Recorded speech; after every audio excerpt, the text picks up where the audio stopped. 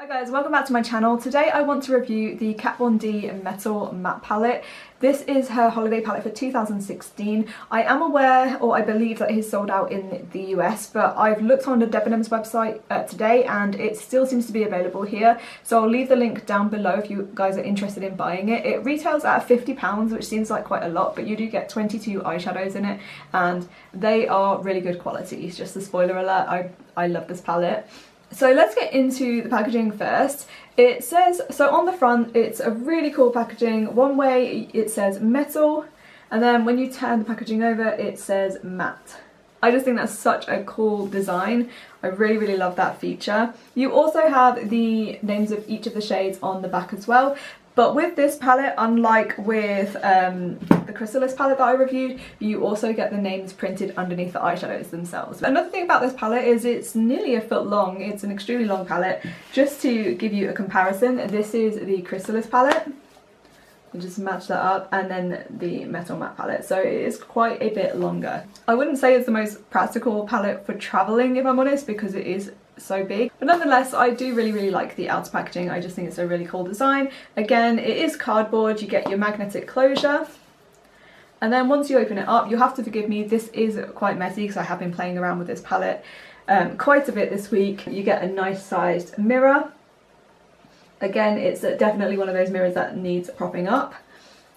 And then you have your 22 eyeshadows. So you get 9 of the Metal Crush formula, and then you get 13 of the matte shadows. All of the shadows are 1.7 grams, that's the Metal Crush and the matte shadows as well. Quickly before I go into swatches, I just want to give you guys my thoughts on this palette so far. I'm not gonna lie, I'm in love with it. I feel like this is my favourite palette of the year. This palette is unreal. Like the pigmentation on these shadows, especially these matte shadows like this blue, and this green, they're just so pigmented. This is the first time I've tried the Metal Crush formula, as I keep banging on. The Kat Von D is really new here in the UK, so I haven't tried any of her individual Metal Crush formulas yet, but this palette makes me want to buy them all. They're just so creamy and in your face, and they just apply like a dream. They're a really incredible formula, so I definitely want to investigate more of her Metal Crush shadows.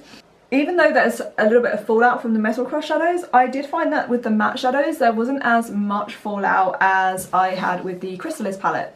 So that's something I mentioned in my review of that. I'll link that review down below if you're interested in seeing that. So I didn't really have many problems with any of the shadows except 2. One being the purple, surprise ribbon. Ribbon is, it's okay, you can build it up, but it does apply a little bit patchy and it's not as vibrant as it looks in the palette. And velvet. Velvet is what I'm wearing now, and it applies okay over a primer. I use Painterly Paint Pot by MAC, but it does take quite a lot of building up to get it to this intensity when you're blending it out. And also I definitely recommend that if you want to get more of the colour that's in the palette, then use like a flat brush like this, and you'll definitely get a closer colour to what you see in the palette here. It's by no means like a dud or anything like that. It's still a really nice shadow. Like, I love how my eyeshadows turned out. I will have this makeup look up later this week, but if you guys want to know what I'm wearing Flash in the crease and on the outer I'm wearing Velvet in the crease and on the outer corners.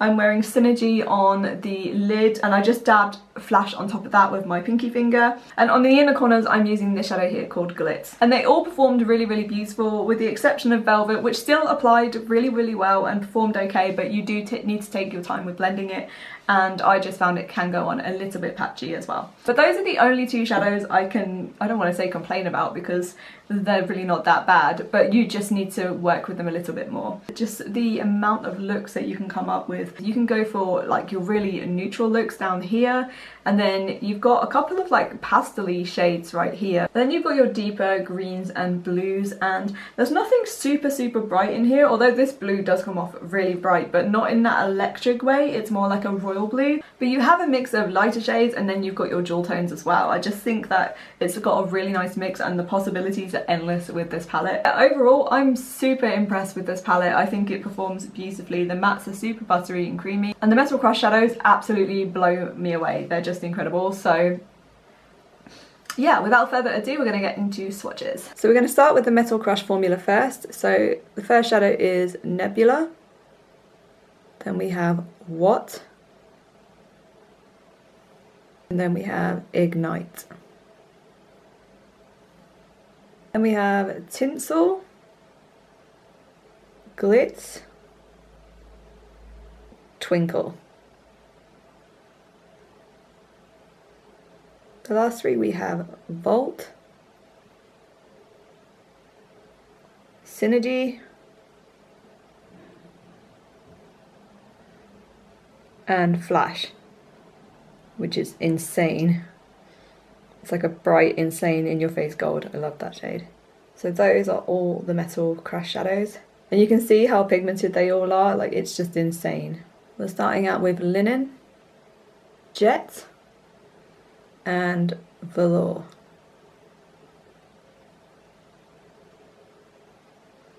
We have Stone,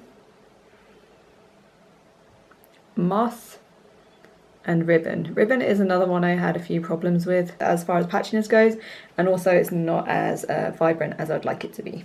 Okay, so my camera cut out on me, but I've just swatched Silk and Fringe, and next is Feather, which is the most pigmented yellow shadow I own, like of a pastel nature. On to the more neutral shades, we have Oak, the worst swatch ever, but it's a really nice pigmented shadow. Then we have Suede and Bone, which is super pigmented, really nice highlight shade. And then the last of the mattes is Velvet, which again, it just comes off a little bit patchy. So those are all of the matte shades.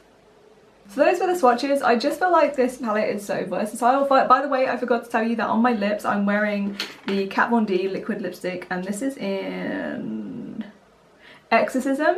And then on top of that I've applied Synergy and Flash into the centre. And it just gives off this really cool like metallic lip. I have not been able to put this palette down since I've got it. I've just been playing around with it so much. I definitely prefer it to the Chrysalis palette. I do like this palette, but I did have a few minor issues with it. But I just feel like the matte shadows in this palette perform so much better. So I'm not sure if the formula has changed or something, but they're outstanding. They really are. And I'm obsessed with these metal crush shadows.